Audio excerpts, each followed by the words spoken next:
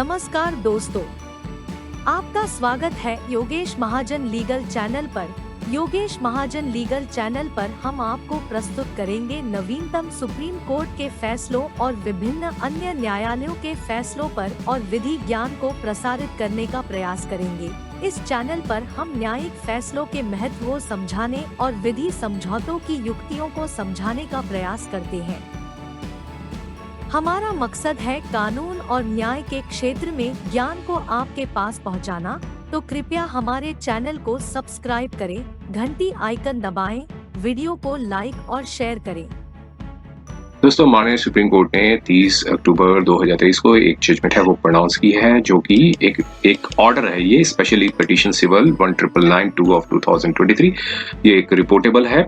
और जिसमें एक पिटिशनर एक जनरल इंश्योरेंस कंपनी लिमिटेड है वर्सेस रेस्पोंडेंट्स। तो इसमें हुआ क्या था कि एक MACT जो मोटर एक्सीडेंट क्लेम ट्राइब्यूनल का ये केस था, उसमें ट्राइब्यूनल में एक अवार्ड था वो दिया गया था और जो इंश्योरेंस कंपनी, यहाँ पर जो पिटिशनर है वो इंश्योरेंस कंपनी है, वो इंश्योरर थी और एक डायरेक्शंस दी थी कि एक टेम्पू था, जो रिस्पोंडेंट्स हैं वो एक लीगल हेयर्स हैं, ऑनर्स हैं, जो टेम्पू के जो टेम्पू था उसके ऑनर्स हैं, उनके ऑनर के लीगल हेयर्स हैं। और यहाँ पर एक MACT में केस चला था कि जिसमें एक डायरेक्शंस दिए थे कि जो एक बाइक सवार था उनकी डेथ हो गई थी, तो कुछ अमाउंट था वो देने को बोला था और जिसमें बाद में पता जो अमाउंट था वो इंश्योरेंस कंपनी को देने को डायरेक्शंस दी थी कि वो दें। और लेकिन बाद में पता चला था कि जो ऑनर ऑफ द व्हीकल है, उन्होंने जो ड्राइवर था जो एम्प्लॉयड किया था उनके पास एक फेक लाइसेंस है। तो फिर बाद में एक डायरेक्शंस दिए कि जो इंश्योरेंस कंपनी है वो ऑनर से वो रिकवर कर सकती हैं। ऑनर से क्योंकि एक फेक ड्राइविंग लाइसेंस वाले आदमी, मतलब एक इंडिविजुअल को एम्प्लॉयड किया था, जो ड्राइवर था उनके पास फेक लाइसेंस था, उनको एम्प्लॉयड किया था, उससे वो रिकवर कर सकते हैं। लेकिन जो आगे फिर जो ऑनर है, क्योंकि ऑनर की डेथ हो गई थी तो उनके लीगल हेयर्स थे, वो उन्होंने आगे जाके हाई कोर्ट में एक पिटीशन फाइल की थी, अपील फाइल की थी, जिसमें अपील में सेट असाइड कर दिया गया था। और फिर फाइनली माननीय सुप्रीम कोर्ट में इंश्योरेंस कंपनी ने आगे एक अपील थी वो फाइल की थी सुप्रीम कोर्ट में। तो यहाँ पर ये कंटेंशंस रेज किए थे कि एक breach of the condition, owner के ऑफ द व्हीकल थे जो उन्होंने एक ब्रीच ऑफ कंडीशंस किए थे। तो इसकी वजह से जो है वो उनको जो हाई कोर्ट के ऑर्डर को सेट असाइड कर देना चाहिए था, ऐसा उन्होंने प्लीड किया था। तो माननीय सुप्रीम कोर्ट ने क्या निर्णय दिया, आइए हम इसके थोड़े से फैक्ट्स को देखते हैं और समझने की कोशिश करते हैं जजमेंट में क्या था, जो ऑर्डर में क्या था। तो अब देखिए, ये एक इंश्योरेंस कंपनी है, जैसे बताया कि जो पिटिशनर जो है वो एक इंश्योरेंस कंपनी है और इसमें एक उन्होंने ऑर्डर था, दिल्ली हाई कोर्ट का जो ऑर्डर था MAC एप्लीकेशन नंबर 100, उसको चैलेंज किया था। जो ऑर्डर आया था वो 11 मई 2023 का आया था और हाई कोर्ट ने अवार्ड को रिवर्स कर दिया था, जो कि MACT motor accident claim tribunal ने, जो रोनी कोर्ट्स है, उन्होंने अवार्ड पास किया था। तो MAC पिटीशन जो नंबर जो थी वो MACT जो रोनी कोर्ट में ये नंबर बताया गया, वो वहाँ 2016 में फाइल की गई थी। तो उसमें ये डायरेक्शंस दिए थे कि राइट ऑफ रिकवरी है, जो पिटिशनर इंश्योरेंस कंपनी है उसको उनके पास राइट ऑफ रिकवरी है कि वो ऑनर ऑफ द व्हीकल से जो है क्लेम ले सकते हैं, मतलब जो भी अमाउंट है वो उससे रिकवर कर सकते हैं। तो अब उससे एग्रीवेट होके जो पिटिशनर जो चूंकि अब उनको डिनायल कर दिया गया था, हाई कोर्ट ने जो है वो उनके अगेंस्ट में निर्णय दिया था, तो उससे एग्रीवेट होकर माननीय सुप्रीम कोर्ट में यहाँ पर एक जो याचिका डायल की, स्पेशली पिटीशन थी वो मतलब उन्होंने फाइल की। अब फैक्ट्स ये थे कि जो एक इंडिविजुअल थे जिनको फैटल इंजरीज हुई थी, वो एक 9 मई 2010 को उनको एक इंडिविजुअल है, उनका नाम है, उनके फैटल इंजरीज हुई थी और चूंकि एक टेम्पू व्हीकल नंबर 100 रजिस्ट्रेशन था जो कि रैश और नेग्लिजेंट ड्राइव मैनर में चलाया जा रहा था, उन्होंने एक जो व्हीकल था, टेम्पू व्हीकल ने मोटरसाइकिल बाइक सवार की मतलब को हिट कर दिया था, जिससे उनकी जो बाइक सवार की डेथ हो गई थी। तो अब उनके जो डिपेंडेंट्स थे, मींस पेरेंट्स, विडो और चिल्ड्रन, उन्होंने आगे MACT means motor accident claim tribunal रोनी कोर्ट्स में जो है अप्रोच किया था under section 140 and 166 of MSCT act, तो जिसे जो 1988 का है, और उसमें उन्होंने कॉम्पनसेशन मांगी थी कि जो ड्राइवर ऑफ टेम्पो को पार्टी बनाया था और जो ऑनर ऑफ द व्हीकल है उनको पार्टी बनाया था, लेकिन जो ऑनर ऑफ द व्हीकल था उनकी जो डेथ हो गई थी, जो कि यहाँ पर रिस्पोंडेंट है, उनके जो लीगल हेयर्स हैं वो रिस्पोंडेंट है। और यहाँ पर बताया कि ड्यूरिंग जब केस पेंडिंग था तब उनकी डेथ हो गई थी, तो लीगल रिप्रेजेंटेटिव्स ने उनको मतलब रिप्रेजेंट किया था। तो मींस लीगल रिप्रेजेंटेटिव्स में उनकी जो मदर है ऑनर ऑफ द व्हीकल में, जो मदर है, विडो है और माइनर सन, तो ये इन लोगों ने मतलब लीगल रिप्रेजेंटेटिव्स बनाया था। और पेटिशनर इंश्योरेंस कंपनी को भी रिस्पोंडेंट बनाया था। तो मींस जो बाइक सवार थे, कि बाइक सवार के जो डिसीज्ड के जो फैमिली मेंबर्स थे, उन्होंने आगे एमसीडी में केस किया था। एक ऑनर ऑफ द व्हीकल को जो है पार्टी बनाया, दूसरा जो ड्राइवर चला रहे थे टेम्पू उनको पार्टी बनाया, और तीसरा जो इंश्योरेंस कंपनी है उनको पार्टी बनाया। चूंकि ऑनर ऑफ द व्हीकल की डेथ हो गई थी तो उनके लीगल हेयर्स थे, उन्होंने जो है उन आगे रिप्रेजेंट किया था, उनका डिफेंड किया था आगे। लेकिन 6 जुलाई 2018 को अवार्ड था वो ट्राइब्यूनल ने मतलब डिसीज्ड के फेवर में कर दिया था, जो अमाउंट था 13,70,000 रुपये with compensation, as a compensation interest के साथ। लेकिन ट्राइब्यूनल ने पाया कि जो ड्राइवर ऑफ द टेम्पू हैं वो एक फेक ड्राइविंग लाइसेंस चला रहे थे, और उन्होंने ओपिनियन दिया कि जो पेटिशनर इंश्योरेंस कंपनी है वो जिम्मेदार नहीं है कि वो कॉम्पनसेशन दे। इसलिए ट्राइब्यूनल ने डायरेक्शंस दी कि जो पेटिशनर इंश्योरेंस कंपनी है कि वो जो अमाउंट डिपॉजिट हुआ है, to deposit the awarded amount with liberty to recover, जो अमाउंट उन्होंने डिपॉजिट किया वो रिकवर कर सकते हैं, जो ऑनर है टेम्पो के, जो ऑनर हैं उनसे रिकवर कर सकते हैं। इससे अगेंस्ट में, इस फाइंडिंग्स के अगेंस्ट मतलब एग्रीवेट होके जो व्हीकल के जो ऑनर्स ऑफ द व्हीकल हैं उन्होंने आगे MSc application number so and so Delhi high court में फाइल किया, और जो ट्राइब्यूनल का जो ऑर्डर था, एमएससीटी का जो ऑर्डर था, उसको सेट असाइड कर दिया। तो जो इम्पिंज्ड ऑर्डर आया था जिसको चैलेंज किया गया है इंश्योरेंस कंपनी ने, वो 11 मई 2023 को के ऑर्डर को चैलेंज किया था। अब रिकॉर्ड ये रिफ्लेक्ट करता है कि जो ड्राइवर थे व्हीकल के, जो ड्राइवर चला रहे थे टेम्पू का, जो उसके जो ड्राइवर थे, उन्होंने एक ड्राइविंग लाइसेंस जो था वो मथुरा से इशू किया हुआ था जब उन्होंने एम्प्लॉयमेंट ली थी। तो एक्सीडेंट के बाद ही ये जो सामने आया, रोशनी में आया कि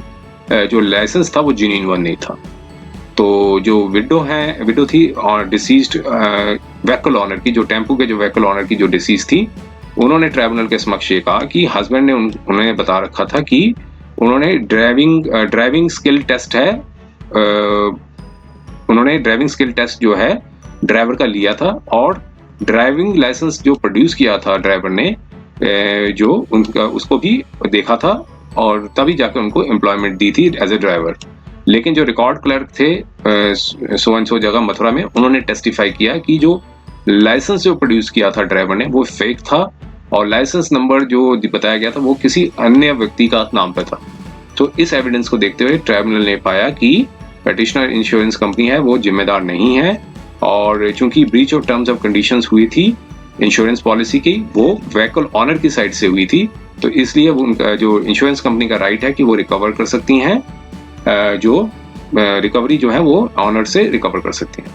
जब अपील फाइल की, मीन्स ड्राइवर के जो लीगल रिप्रेजेंटेटिव, मतलब जो व्हीकल ऑनर थे, टेम्पो के जो व्हीकल ऑनर थे, उनके लीगल रिप्रेजेंटेटिव्स ने आगे अपील फाइल की, तो हाई कोर्ट ने अपना ओपिनियन दिया कि पेटिशनर इंश्योरेंस कंपनी को ने ना तो प्लीड किया था और ना ही प्रूव किया था कि डिसीज्ड व्हीकल ऑनर जो है उन्होंने ने कोई एडुकेट स्टेप्स नहीं लिए, तो जिससे genuineness of the driving licence को वेरीफाई किया जा सके। तो इस तरह की जो प्ली, चूंकि पिटीशन में कहीं मेंशन नहीं थी, तो जो ऑर्डर जो ट्राइब्यूनल का है वो मेंटेनेबल नहीं है, तो इसलिए ट्राइब्यूनल को ये कंक्लूड नहीं करना चाहिए था कि ब्रीच ऑफ टर्म्स और कंडीशंस हुई हैं इंश्योरेंस पॉलिसी की from the side of the driver, from the side of the vehicle owner की साइड से कोई ब्रीच ऑफ टर्म्स और कंडीशन हुई है, क्योंकि उन्होंने कोई ना तो प्लीड किया था ना ही कोई जो है प्रूव किया था। लेकिन हाई कोर्ट ने फिर उसके बाद ये पाया कि जो पेटिशनर इंश्योरेंस कंपनी है उनका कोई राइट नहीं बनता कि वो कॉम्पनसेशन है व्हीकल ऑनर से रिकवर करें। अब फाइनली सुप्रीम कोर्ट में आए। माननीय सुप्रीम कोर्ट ने पहले जो सेक्शन 149 ऑफ एमएससीटी एक्ट है मोटर एक्सीडेंट जो ट्राइब्यूनल एक्ट है उसको 1980 उसको रिप्रोड्यूस किया यहाँ पे जजमेंट में और पाया और नरेट किया, वो जो कि बताता है ड्यूटी इंश्योरेंस की, जो इंश्योरर होते हैं उनकी ड्यूटी होती है कि वो सेटिस्फाई करें judgement and awards against the person against the person insured in respect of the third party risk. तो एक पैर जो पॉइंट नंबर 2 था उसको कोट किया, और जो 2 का जो सब पार्ट ए है और सब पार्ट 2 सब पार्ट ए का भी सब पार्ट 2 है, वो जो कि बताता है सेक्शन 149 सब पार्ट 2 सब पार्ट ए सब पार्ट 2। तो ये बताता है condition excluding driving by the name of person or other person who is not duly licensed by any other person which is disqualified for holding or obtaining a driving license during the period of disqualification। तो इसलिए जो petitioner insurance company थी उन्होंने argument दिया कि ये hair से evidence था विडो का, उसे एक्सेप्ट कर लिया biblical truth by the high court बिना किसी कॉरपोरेट किए। तो आर्गुमेंट जो एडवांस किए गए थे in the context of the deceased vehicle owner, तो कि उन्होंने ड्राइविंग स्किल टेस्ट लिया था एम्प्लॉयमेंट देने से पहले, तो ये साथ में ये भी कहा कि विडो ने भी ये भी एडमिट किया कि उन्होंने ऐसा कोई टेस्ट अपनी आंखों के सामने नहीं देखा, और लेट हस्बैंड ने सिर्फ वो बोला था, वो उसके सुने के आधार सुन के ही वो ये अपना बयान दिया उन्होंने। तो ये एक इनएस्केपेबल फैक्ट है कि ड्राइविंग लाइसेंस जो था वो एक फेक था। तो इसके बाद आर्गुमेंट था जो कि ड्राइविंग स्किल टेस्ट का वो कोई मेरिट नहीं बनता है, क्योंकि इंश्योरेंस पॉलिसी में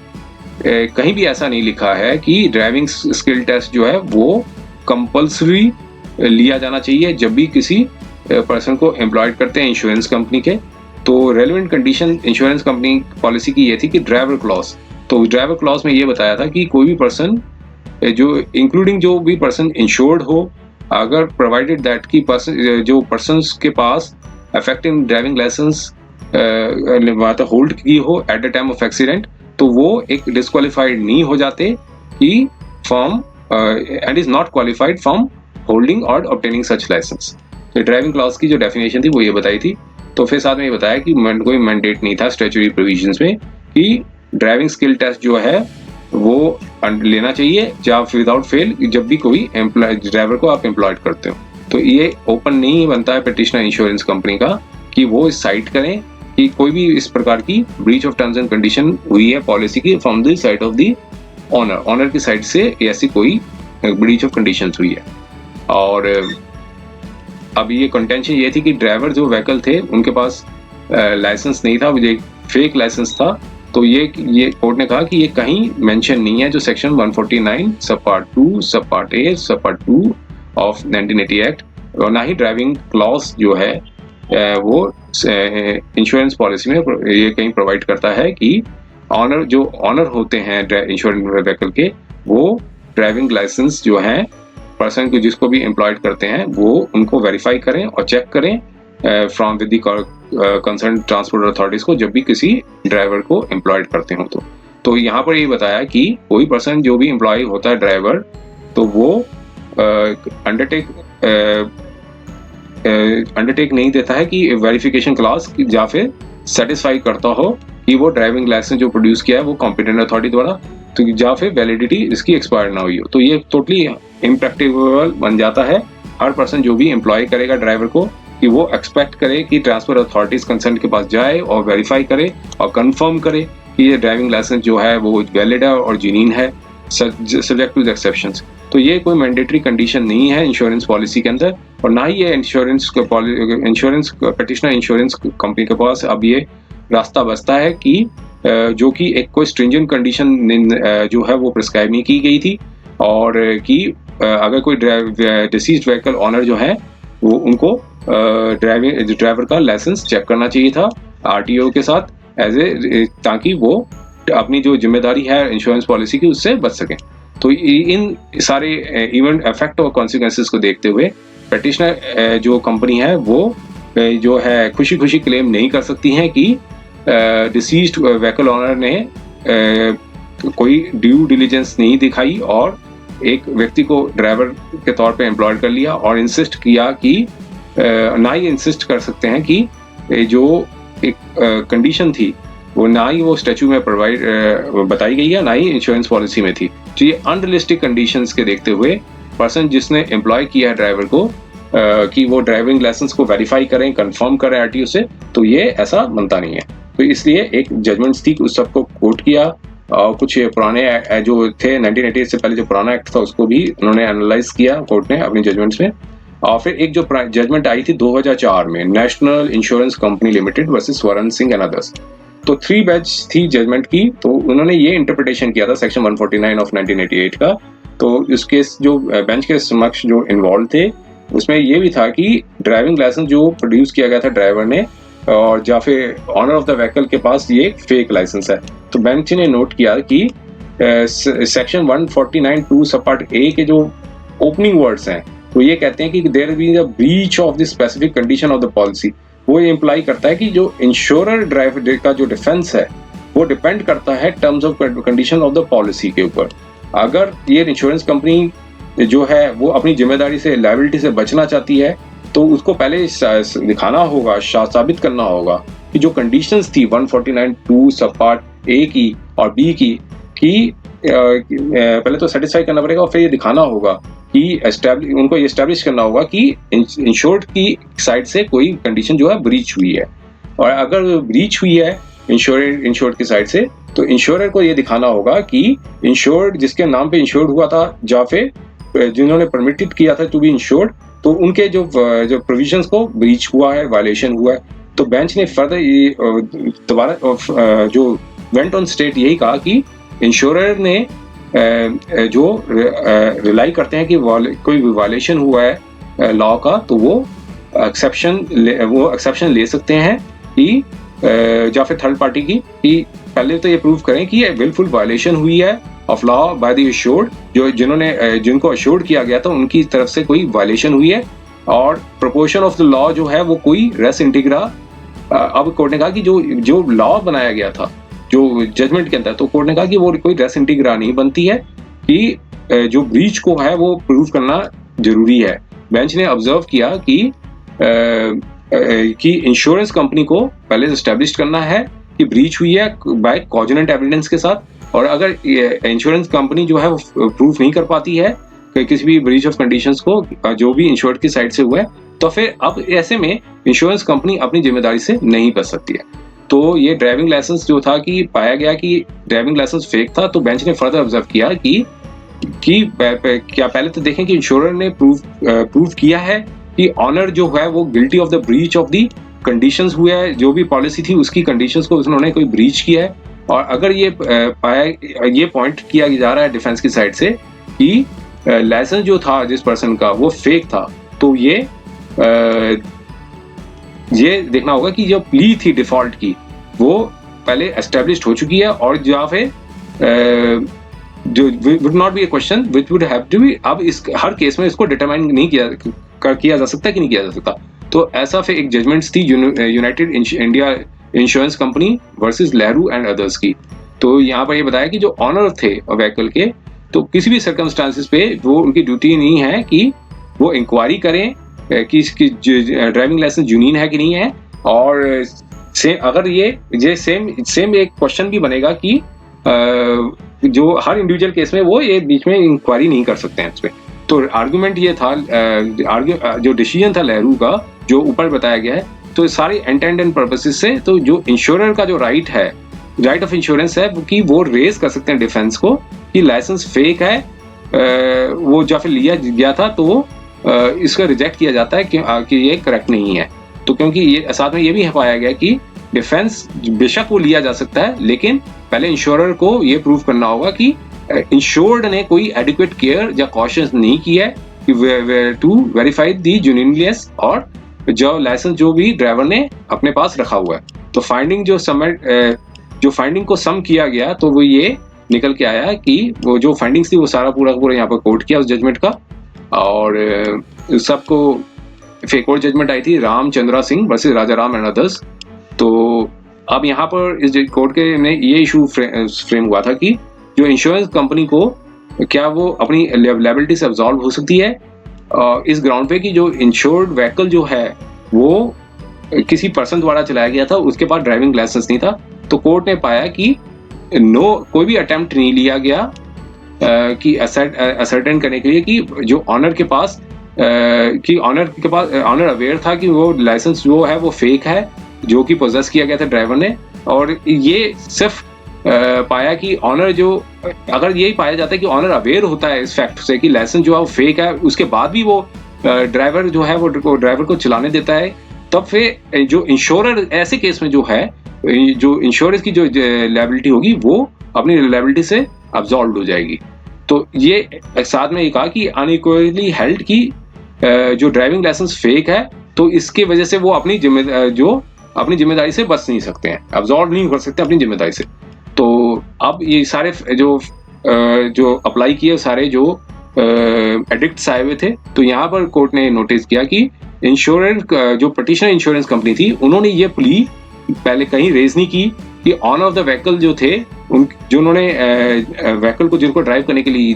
दिया था, उनको पता था कि ये लाइसेंस जो है फेक है, ऐसा कहीं उन्होंने मेंशन नहीं किया। ये सब तभी निकल के आया कि जब एक्सीडेंट हुआ और पाया कि उस समय इन्होंने ये डिफेंस लिया था, जब बाइक सवार की जो मृत्यु हुई तब इन्होंने ये डिफेंस लिया था कि जो व्हीकल हैं, जो डिसीज्ड हैं, उन्हीं की लापरवाही से ही उनकी डेथ हुई है। तो ये नहीं कहीं इन्होंने ग्राउंड उठाया था ऐसे में। तो इसके करने के बाद कहा कि इंश्योरेंस पॉलिसी ने जो पॉलिसी थी इसमें कहीं भी मेंशन नहीं किया है कि व्हीकल ऑनर को पहले वेरिफिकेशन को मतलब अंडरटेकिंग देनी होगी कि वेरिफिकेशन की है उन्होंने ड्राइविंग लाइसेंस की, ड्राइवर की, और उन्होंने एक आरटीओ से कंफर्म्ड भी किया है उसके ड्राइविंग लाइसेंस का। तो इसमें ऐसे में क्लेम नहीं बनता है पटिशनर इंश्योरेंस कंपनी का कि वो रिकवर कर दें ऑनर ऑफ द व्हीकल से। और क्योंकि इस ग्राउंड पे की जो ब्रीच ऑफ द कंडीशन हुई है इंश्योरेंस पॉलिसी की जो ब्रीच ऑफ कंडीशन हुई है, तो यहाँ पर सारा कोर्ट करने के बाद ये पाया कि एक वैलिड ड्राइविंग लाइसेंस जो है एक कोई भी व्यक्ति प्रोड्यूस कर देता है जब भी वो एम्प्लॉयमेंट लेते समय। तो अगर ये जब तक ये ना पाया जाए कि जो लाइसेंस है वो फेक है, और या फिर पता चले कि जो उसकी जो कोई भी सामने निकल के आता हो कि कोई भी सेंसिबल एम्प्लॉयर को देखते ही लगता हो कि ये जेन्युइननेस पे अफेक्ट पड़ रहा है, और या फिर लाइसेंस जो है वो एक्सपायर्ड हो गया है, ऐसी कंडीशन को देखने के बाद कोई जो बर्डन जो है इंश्योरेंस कंपनी का, ये सिर्फ उनके ऊपर ही आता है कि वो प्रूव करें कि जो व्हीकल ओनर ने की साइड से कोई तरफ से फेलियर हुआ है, या फिर ड्यू डिलीजेंस करते समय कोई भी या फिर in carrying out due diligence, अगर कोई भी व्हीकल ओनर ड्यू डिलीजेंस के साथ ये काम करता है कि ड्राइविंग लाइसेंस जो है before employing a person to drive the vehicle, तो ऐसे में कोई भी एविडेंस जो है वो प्लेस नहीं किया गया, रिकॉर्ड में नहीं लाया गया कि डिसीज्ड व्हीकल ऑनर ने जो है वेरीफाई किया था लाइसेंस को। और यहाँ पर सिर्फ यही निकल के आया कि जो पटिशनर इंश्योरेंस कंपनी थी, जो इसमें पटिशनर इंश्योरेंस कंपनी को प्रूव करना था कि ब्रीच हुई है उनकी साइड से, जो व्हीकल ऑनर की साइड से ब्रीच हुआ है। तो कोई भी इस तरह की एक्सरसाइज नहीं ली थी, इसलिए जो पटिशनर इंश्योरेंस कंपनी का कोई राइट नहीं बनता कि वो कॉम्पोजिशन जो अमाउंट है वो प्रेजेंट व्हीकल ओनर से रिकवर कर सके। तो इम्पीच्ड ऑर्डर जो पास किया गया था वो यही पाया है कि दिल्ली हाईकोर्ट का जो ऑर्डर था वो अफेक्ट को होल्ड करता है, और कोई भी इसमें इंटरफेरेंस की जरूरत नहीं बनती है। और साथ में ये बताया कि जो लीगल जो प्रोपोजिशंस थी वो ऑलरेडी सेटल्ड है। ये काफी ज्यादा शॉकिंग निकल के आता है कि जो इंश्योरेंस कंपनी थी उन्होंने इस तरह की जो प्लीज है वो ली बिना किसी फैक्ट्स को रेफर में लेते हुए, और जबकि एविडेंसेस अवेलेबल थे। तो इसलिए जो अपील फाइल करते समय जो लास्ट फॉर्म में आने से पहले इन चीजों को देखना चाहिए था। इस अनमाइंडफुल एक्ट से उनकी जो wastage of valuable crucial time हुआ और एफर्ट हुआ, तो इसलिए स्पेशली पेटिशन थी उनको खारिज किया जाता है। तो ये जजमेंट थी 30 अक्टूबर 2023 की। उम्मीद है कि यह वीडियो आपको पसंद आया होगा। अगर आपने अभी तक हमारे चैनल को सब्सक्राइब नहीं किया है तो कृपया इसे सब्सक्राइब कर ले और बेल आइकन दबाकर नोटिफिकेशन प्राप्त करें ताकि आप हमारे नए वीडियो से अपडेट रह सकें। अगर आपको यह वीडियो पसंद आया हो तो कृपया लाइक करें और अपने दोस्तों के साथ शेयर करें। हमारे चैनल पर आपको न्यायिक मुद्दों, कानूनी सलाह और कानूनी अपडेट्स के बारे में नवाचारिक और महत्वपूर्ण जानकारी मिलेगी। हमारे साथ बने रहें, क्योंकि योगेश महाजन लीगल आपके कानूनी सवालों का सहायक है।